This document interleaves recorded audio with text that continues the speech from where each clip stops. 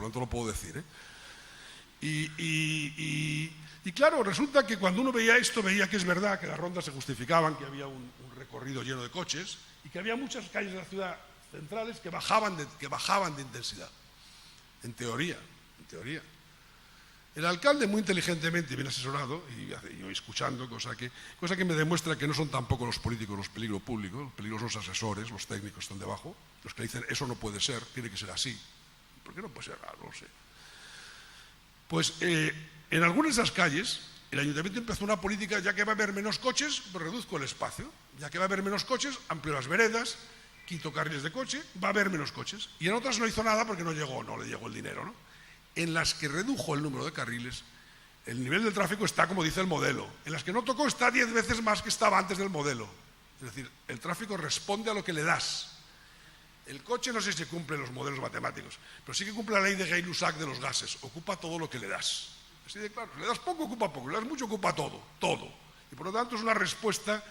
El coche se comporta según el espacio que le das, como el tranvía, como el autobús, como las personas. A más espacio dado, más utilización. A menos espacio, menos utilización. Y no pasa nada.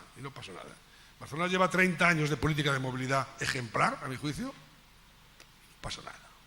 Es más, las primeras encuestas decían que el alcalde iba a perder las elecciones. El alcalde de entonces se empeñó en seguir adelante, cosa ejemplar y extraña, porque no aspiraba a ser ni gobernador ni ministro, ¿eh? Aspiraba a seguir siendo alcalde.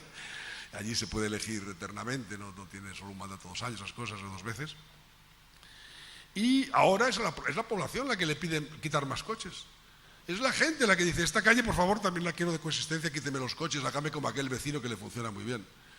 Aquellos comerciantes que comenzaron, como en todas las ciudades del mundo, diciendo que no se podían peatonizar las calles comerciales porque iba a ser un desastre económico, que en el fondo escondía que ellos no iban a poder aparcar delante de la tienda, esta es la verdad, pues ahora son los que piden a gritos que me peatonices, porque el negocio es tener calle peatonal.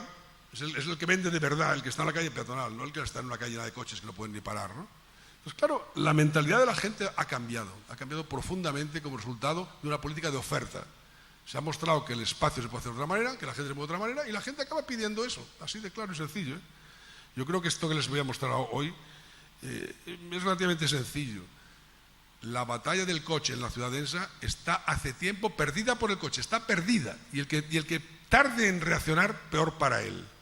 Le va a costar más y va a ser más. Está, por desgracia, solo habrá dentro de poco, dentro de la ciudad, autobuses, coches públicos, taxis, ambulancias, distribución de mercancías, bicicletas y personas andando. Y los que están en la periferia, que tienen que estar, que ahí juega su valor. No tengo nada contra el coche, creo que es útil, pero donde tiene que estar. Bien, este sistema de cambiar las políticas de movilidad, de hacer un enfoque de oferta, es la combinación de 3 tipos de políticas que tienen técnicas diferentes. Mejoras en el transporte colectivo, es obvio, hemos de conseguir que la gente por encima de 2 kilómetros de desplazamiento vaya en transporte colectivo. Limitaciones al uso del coche en la ciudad. Nadie usará el transporte colectivo, por mucho que gastemos en él, si no limitamos el uso del coche, porque hay que ser tonto para irte a un autobús cuando el coche te viaja de puerta a puerta. Y además mejoras en el espacio peatonal y la bicicleta, mejoras en el espacio público para hacerlo menos agresivo. Esas 3 cosas combinadas, cada una tiene su método de trabajo y no es solo un modelo matemático conjunto de todo, pues nos llevan a un enfoque de oferta, por decirlo así. Sobre ellos se han diseñado estrategias de planes de movilidad en el mundo, que ayer hablábamos de ellos, que conducen estas 10 cosas que hay aquí a la izquierda, ¿no? Más transporte público, ordenar la movilidad de los coches, no sé, aparcamiento, distribución de no sé qué, muchas cosas. Pero en el fondo se resume en aquello de ahí enfrente. ¿Cómo hacemos para que vayan menos gente en coche y vaya mucha más gente andando, en bicicleta o en transporte colectivo? ¿Cómo hacemos? Es así de simple y así de complicado. Solo necesitamos 2 cosas. Cómo conseguir que la gente vaya más en transporte colectivo por encima de los 2 kilómetros de desplazamiento y que camine por debajo de 2 kilómetros. Camino, vaya en bicicleta, me es igual. Yo más bien creo que caminar, que es más sano. No es difícil, pero como no nos empeñemos en ello, no lo vamos a conseguir. Claro, hay una cosa que creo que merece la pena. Caminar es una cosa extraordinaria. De hecho, a todos los que éramos viejecitos ya el médico nos manda a caminar como única solución para acabar con el estrés, el colesterol. Y caminar es muy bueno. O sea, Einstein decía que ninguna idea buena se había producido si no era caminando, si no era aire libre. Y es verdad, tú caminas y vas pensando, vas trabajando, la cabeza, el cerebro, las piernas. En Río de Janeiro, que son más locos que ustedes, por supuesto, los brasileños, más incultos, tienen el coche como vaca sagrada. O sea, el coche es una cosa heladora de rodillas. ¿sabe la enorme movilidad que se genera en el entorno de las academias de gimnasia? De miles de personas que llegan en coche, aparcan y se pasan 2 horas corriendo una cinta métrica.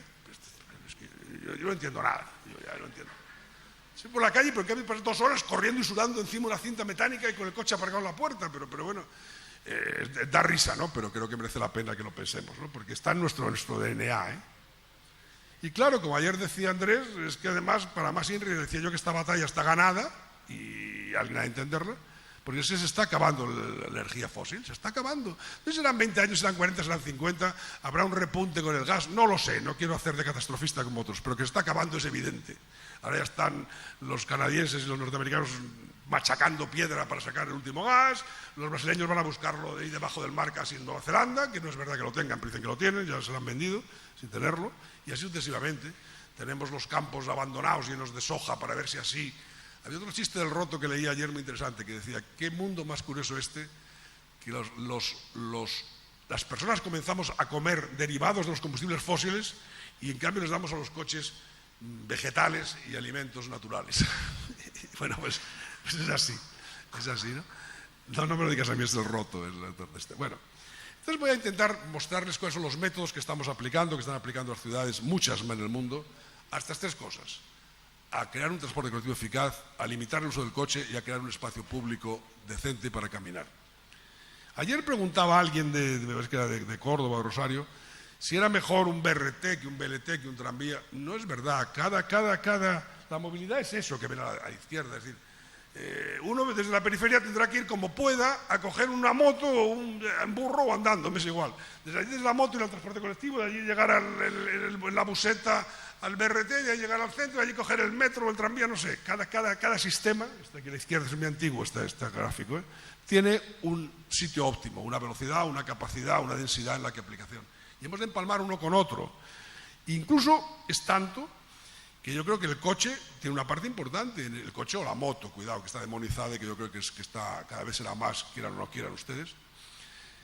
Tiene una función en la periferia, allí no podemos llevar transporte colectivo, no tenemos densidad, no tenemos capacidad, tenemos que llevar coche. Lo que no les podemos permitir es que lleguen al centro de la ciudad en coche. Tendrán que llegar a algún lugar donde coger el transporte colectivo, rápido, barato, eficaz, y llegar al centro de la ciudad en transporte colectivo. Y eso significa una cadena en la que cada lugar, no sé, el mundo está lleno de métodos de transporte. Hay estos y hay muchos más, desde el tutú, el mototaxi. El mototaxi es un boom en Asia, en algunas ciudades de América Latina y en África. El mototaxi, o sea, en la moto conjunto y detrás le pongo casco y le cobro una cosa muy barata, es rapidísimo. Pero claro, resulta que el transporte colectivo no es eso, no es integración de modos. El transporte colectivo es hacer tonterías, es hacer BRTs. Yo no tengo nada contra el BRT, cuidado, pero tampoco creo que sea la solución universal. Entender que es una especie de tren, que solo que no tiene raíl, que tiene carriles, que va regularizado, bueno, y con esto se han hecho cosas maravillosas, se han hecho verdaderas barbaridades. Yo recuerdo cuando el BRT de Bogotá, que yo estaba ya en aquel momento trabajando en un proyecto de una autopista que por fortuna no se hizo, pues en aquel momento el BRT lo trazó Peñalosa sobre un papel que yo lo he visto, así a bolígrafo, por aquí, por allá, punto. Y ya está, pero no hace falta mucha matemática para saber dónde se mueve la gente, ¿no? Eso hay que mirar. Pero claro, cuando el Banco Mundial tuvo que prestar dinero, pidió una cosa más seria, ¿no? Que aparecieran los ingenieros de tráfico y hicieran un modelo. Y se adaptó un modelo de demanda, el llamado CUBIC, que es un modelo que es igual que de siempre. Solo que al final pues acaba diciendo que la elección entre el coche no depende de la posición, sino de la utilidad del transporte, y hace unas magias, potajes, y al final da tanto. ¡Qué casualidad! Los corredores que daban más rentabilidad los que había pintado Peñalosa. Bueno, significa que se ganaron bien el sueldo, nada más. Y ahí se construyó. Y os quiero decir que la matemática sirve para apoyar lo que ya se ha decidido. Pues ¿para qué tenemos que gastar el dinero en tonterías? Gastemos en proyectos, no en tonterías, ¿no? Bueno, pero no, el BRT no quiere decir que sea bueno ni malo. Hay ciudades que funcionan muy bien. Río de Janeiro, están construyendo 4 líneas de 50 kilómetros desde el aeropuerto del centro a Barra de Tijuca, que está a 40 kilómetros del centro de la ciudad, para hacer allí la Vía Olímpica y la Olimpiada, para especular con el suelo. La Vía Olímpica la ha hecho un particular que ha conseguido, a cambio de ese regalo a la ciudad de dejar unos días sus casas antes de venderlas, calificar 200 hectáreas de pantano como suelo urbanizable, o sea que se dice pronto, pero bueno, porque ha hecho un favor. Pero los BRT que se están construyendo son eso que ven aquí. Eso es un BRT, es un sistema de transporte colectivo. Esta es una de las partes, no sé si lo ven bien, pero está en construcción. El BRT es eso, este es un lateral y está construyendo el otro lateral. O sea, es 4 carriles 2 y 2 de transporte colectivo y 3 y 3 a cada lado para coches, con lo cual son 120 metros de herida, entrando a lo bestia. No solo eso, sino que además, como la lógica de trazado es la del coche, la de la velocidad del coche, pues bueno, va volando la mitad del tiempo por encima de los barrios, los enlaces no tienen ni pies ni cabeza, y se están haciendo las estaciones en el medio, en la mediana están las estaciones, con lo cual para llegar allí hay que ser Tarzán, tener una liana, saltar por encima de los coches, hacer pasarelas, unas locuras. Esto es el transporte colectivo. Esto es el BRT, esto es una locura. Esto mejor dejarlo como estaba y que sigan los coches, ¿no? Y esto es lo que me preocupa. Bueno, aquí lo ven, ¿no? Estas obras faraónicas. Esto es de Barcelona, esto de aquí abajo, no se crean. El carril Bus Express. O sea, es un carril Bus Express que vuela por encima de la autopista, tiene sus entradas, sus salidas, unas salvajadas que no tiene pies ni cabeza. Está vacío siempre, claro. Para darle utilidad han inventado del car sharing, o sea, el coche ocupado por más personas que también pueden estar en el carril del autobús. En Roma, que fue la experiencia del 70, se vendían coches con muñecos hinchables, que al pasar por el control, y luego se vaciaba. Bueno, echa la trampa, ¿no? Es que pensamos que el personal es tonto y no es tonto, los tontos somos los técnicos, los que queremos esas fórmulas mágicas. En Bogotá, por ejemplo, han inventado el pico y pala, que llaman, que es que solo los coches días pares, los que tienen matrícula par salen un día y los impar salen otro, 3 días a semana par o impar. ¿Creen que ha disminuido el tráfico? No, todo el mundo tiene 2 matrículas en casa, no 2 coches, 2 matrículas. Va barato, ¿no? Bueno, entonces vamos a ver el transporte colectivo. ¿Para qué tenemos que aplicar esa metodología a algo que no depende de eso? Porque la eficacia del transporte colectivo depende de estas 3 cosas que ayer, estas 5 cosas que ayer apuntó Andrés, algunas, ¿no?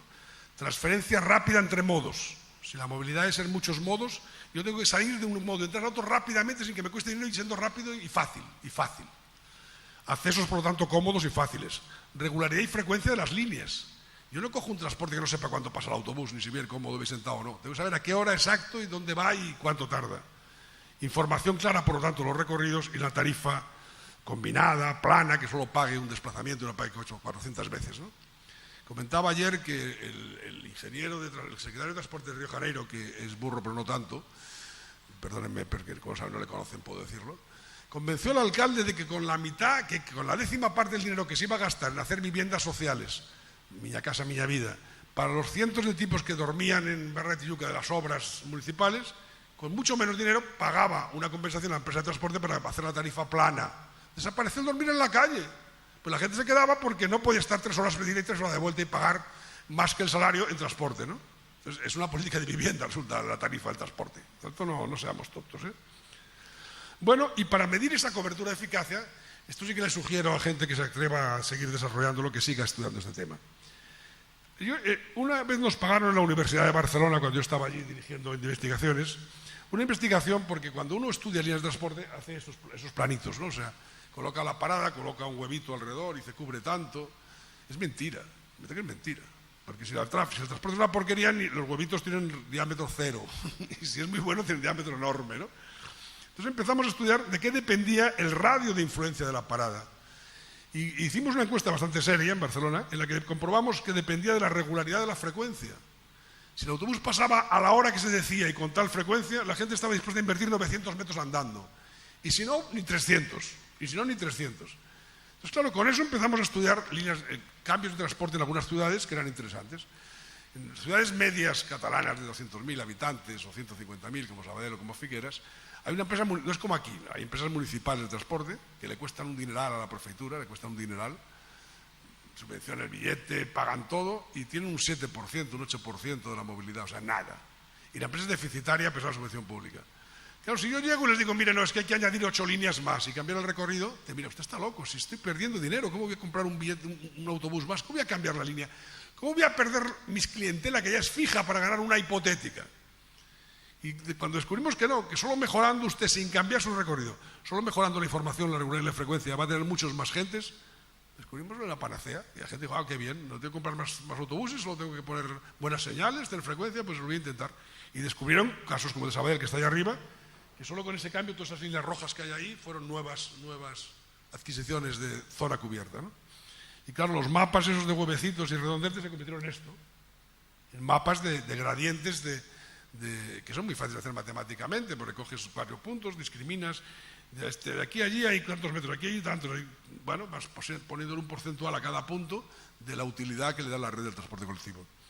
Y es un tipo de investigación que yo creo que merece la pena entrar en ella. Frecuencia y regularidad como elementos diferenciadores del ámbito de influencia de las paradas. Información, ayer les habló Andrés de ello, no voy a dar más la lata. Comenzó el Mobilier en francés estableciendo esta información general de la red y del recorrido. En Buenos Aires, gracias a Andrés y a la Ville Moviment, a la Villa Movimiento que se llama allí, han avanzado muchísimo más. Son, yo tengo que decirlo en público, asombrosos ejemplares y por lo tanto me remito a ponerlo en relieve, ¿no? Pero la gente que sabe, porque el ser humano es un bípedo que se mueve siempre en el mismo corredor. Y les voy a poner un ejemplo que les gustará, Barcelona.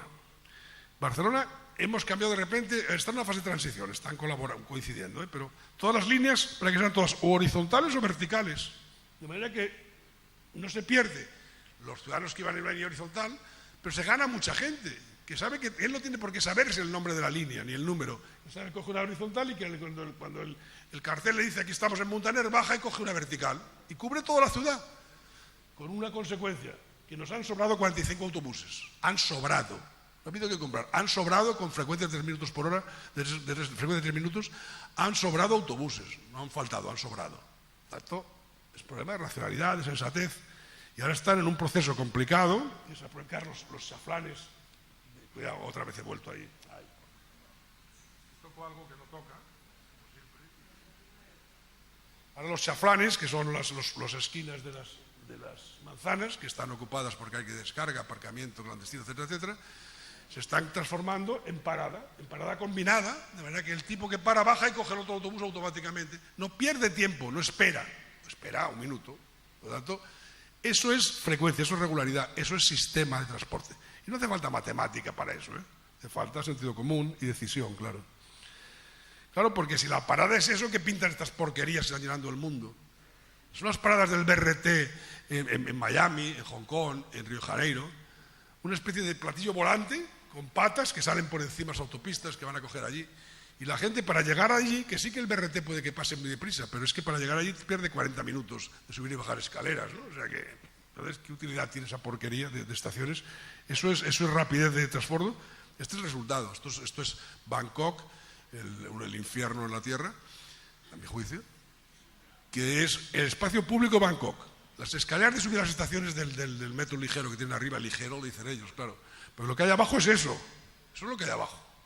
Eso es lo que se ha convertido en la ciudad que queda debajo de esos monstruos. Pues claro, no creo que esto sea movilidad sostenible. El tema de las paradas con pasos elevados y paseras y tal, no es ninguna tontería. El Transmilenio de Bogotá, que fue ejemplar, o Lima, por ejemplo, que se ha hecho las cosas bien pero mal, se me lo ha hecho mejor, está transformándose constantemente. Está transformando porque la gente se queja. Estos son conflictos en Bogotá, de que la gente no quería subir ni bajar más escaleras. Y diga, no, mire, yo pare usted el tráfico en el momento que llega el autobús, que no es tan complicado, pues es regularizado, semáforo funciona a la vez que llega el autobús, se abre, cruzo, entro y se acabó, no tengo que subir ni bajar. Y estas guerras y conflictos que ha habido en Bogotá y en otras ciudades del mundo han acabado por hacer que la estación vuelva a ser un sitio que se accede a pie y cruzando la calle. Hay un sitio que yo les recomiendo muchísimo a ustedes visitar, que es una ciudad media, más grande que ustedes, pero bueno, una ciudad media, que es Cali.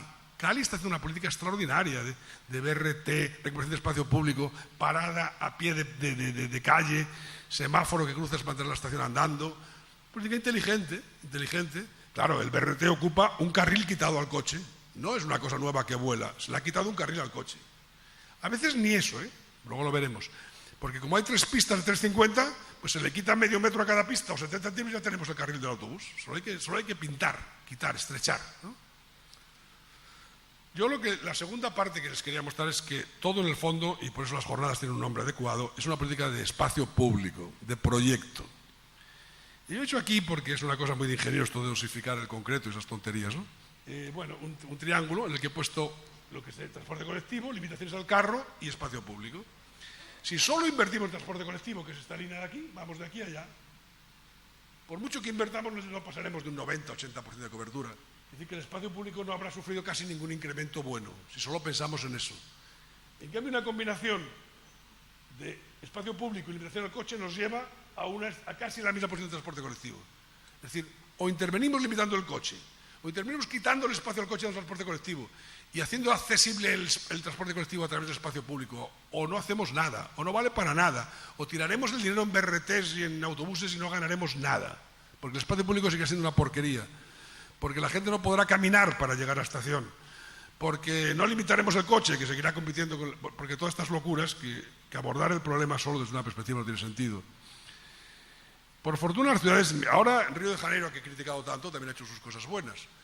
Al hacer el Puerto Maravilla, que es la recuperación del puerto antiguo, han derribado un viaducto de 15 kilómetros que recorría todo el puerto, que era una salvajada, lo han derribado. Luego han hecho una salvajada, que han hecho detrás una vía expresa, semienterrada, que no se puede cruzar los peatones, pero bueno, esto es otra locura. Pero han derribado el viaducto. Y al alcalde, un partido ecologista, de pijos que van en coche todo el día, claro, de la zona sur a Niterói, le denunció por abuso de poder, por haber roto una cosa que era un bien público, que era porquería de viaducto. Y el alcalde nos encargó a varias personas los dictámenes para comprobar. Y yo pues empecé a estudiar el tema y descubrí que hay casi 70 y tantos viaductos urbanos derribados ya en el mundo, 70 y tantos. Yo solo sabía los 2 o 3 de Barcelona, 70 y tantos. Ciudades americanas como Seattle, como Washington, están derribando viaductos, derribándolos, tirándolos, no valen para nada. En Barcelona no nos queda ninguno, no queda ninguno. Han caído todos, los 4 que había los hemos derribado. Pero si funcionan mejor los coches, hasta los coches están más contentos y hasta funcionan mejor. Si todo funciona mucho mejor sin esas locuras. Claro, el que sale perdido es el que vende concreto, que este es el que no se deja, ¿no? Pero bueno, esta es una extraordinaria fotografía, por desgracia antigua y por desgracia la desgracia. Fue el terremoto de Kobe en Japón, lo recuerdan ustedes, de casi 20 y 30 años, ¿no? En el que un tipo se asoma a la ventana un día y ve que ya no tiene autopista. Entonces piensa que se ha llegado al cielo, ¿no? O sea, ¿qué ha ocurrido de repente que voy a poder dormir? Me han quitado delante de casa que el monstruo ha caído, ¿no? Pues eso es lo que tenemos que intentar sin terremotos, por fortuna, ¿no? Quizá de las operaciones más bellas del mundo y más emblemáticas, se ha hablado poco, se ha hablado mucho de Londres y de Barcelona, de sus Olimpiadas. Se ha hablado poco de Seúl, pero Seúl hizo el río, ya no sé el nombre, ya no sé el nombre, no me lo hagan repetir porque no lo podría, que era una autopista urbana que pasaba por el centro de la ciudad. La derribaron y construyeron un parque. No pasó nada, los coches van por calles paralelas, ya no hay más autopistas. El parque tiene 1 millón de visitantes al mes, 1 millón de usuarios al mes, y la ciudad se ha transformado, que es una cosa da gusto del centro de Seúl, ¿no? Entonces, claro, a lo mejor hay que empezar a tirar estos monstruos, pero no para sustituirlos por otros monstruos análogos para el transporte colectivo, sino para hacer otra cosa. Y claro, para eso hay que empezar a atacar el mundo del coche. La tecnocracia tiene también sus ventajas. Yo he visto tráfico, esas cosas, y siempre nos decían las fórmulas que para una misma calle tiene la misma capacidad 2 velocidades distintas. A una velocidad alta porque pasan muchos coches por minuto, a una velocidad baja porque van juntitos y despacito. Pues no, toda la normativa se ha hecho para la velocidad alta. Y la velocidad alta tiene sus consecuencias. Pero ¿y por qué no lo hemos hecho para... Si lo que se trata es de que quepan coches, hagámoslo para la velocidad baja, no para la velocidad alta, si cabe el mismo número de coches. El tema de la velocidad es el tema grave del coche. Porque las ciudades se han convertido en verdaderos mataderos, exclusivamente porque parecen, no sé, el Limola o el Interlagos o esos centros de alta competición, ¿no? Hay un tema que cuesta imponerlo, En Brasil me está costando casi ser muerto, que es el ancho de la pista. Que luego es mentira, porque no está pintado nada y por lo tanto el coche ocupa todo y se acabó. Pero lo poco que está pintado es con carriles de 350. Y dices, pero bueno, alguien se ha vuelto loco. Pues si el coche hace 1,80, 2 a lo máximo, el autobús 2,20, ¿para qué quiero 350? Para que vayan deprisa. Y cuando van deprisa ocurre eso, que es que queda un espacio entre coche y coche que aprovecha otro para colarse, o la moto aprovecha para pasar. Eso significa indisciplina urbanística, indisciplina de circulación. Eso significa accidentes. Eso significa menos capacidad de la vía por los accidentes. Entonces, claro, si ese es el problema, vamos a disminuir el tamaño del carril, vamos a hacerlo estrechito. En Barcelona tienen 2,50, todos, incluso el autobús, este va un poco más ajustito, pero bueno. Claro, la moto va detrás del coche, no intenta pasarla porque ese no cabe entre dos espejos, va detrás. Se ha disminuido el número de accidentes de moto enormemente. La locura del Banco Interamericano es decir, no, hagamos carril exclusivo para las motos. Sí, hombre, al final será carril exclusivo para la moto, carril exclusivo para el... Hay manuales del Banco Interamericano que explican lo que ocupa una moto, lo que ocupa un coche, lo que ocupa un no sé qué, lo que ocupa un peatón. Que con una banda de 60 centímetros tenemos que chutamos, si vamos en coche de ruedas, 80 centímetros. Pero ¿qué es esto? Esto es la negación de la ciudad, ¿no? Y además hay estudios muy serios de lo que significa la velocidad desde el punto de vista del conductor. La velocidad tiene estos dos ejemplos aquí abajo. A lenta velocidad el campo de visibilidad es muy grande y a alta velocidad el campo de visibilidad es muy concentrado. Por lo tanto, ves el entorno o no lo ves. Matas o no matas. Por lo tanto, esto creo que en la ciudad nos hace ver que el enemigo del primer límite del coche es la velocidad. Y les voy a poner algunos ejemplos, y perdónenme, de cosas que hemos hecho nosotros, porque yo creo que mientras no tengamos lo instrumental, coger aquel instrumental de demanda y utilizarlo de otra manera no está siendo útil. Está siendo útil. Y intentaré mostrarlo. Esto es una ciudad, Figueras, una ciudad pequeña de Cataluña, que es un caos de coches, un caos. Y el alcalde de entonces, que ahora es secretario, ministro de Obras Públicas de Cataluña, un hombre muy inteligente, dijo, hombre, yo no puedo seguir con este caos. ¿Qué he de hacer? Claro, nosotros no tuvimos que hacer ninguna encuesta de movilidad. No tuvimos que gastarnos el dinero a lo loco, porque no merece la pena, porque es tirar el dinero. Hicimos un conteo de coches en 4 calles y dijimos, mire, que es muy barato, por cierto, el conteo. Y además es más comprobable, porque hay un tío allí midiendo, no estoy inventando la encuesta. Y le dijimos, mire, su problema es que usted tiene todos los coches que van al centro porque no tiene ningunos circuitos disuasorios. Y le hicimos un gráfico de este nivel que pone 57.300, yo creo que este le sobra el 300, ¿no? Porque hay mucho y poco. Hay mucho o poco. Si usted va por allí puede cambiarlo, puede cambiar este modelo de flechas por este modelo de círculos, y le convencimos de que había que hacer una cierta política. Entonces yo creo que las imágenes que hacen diagnosis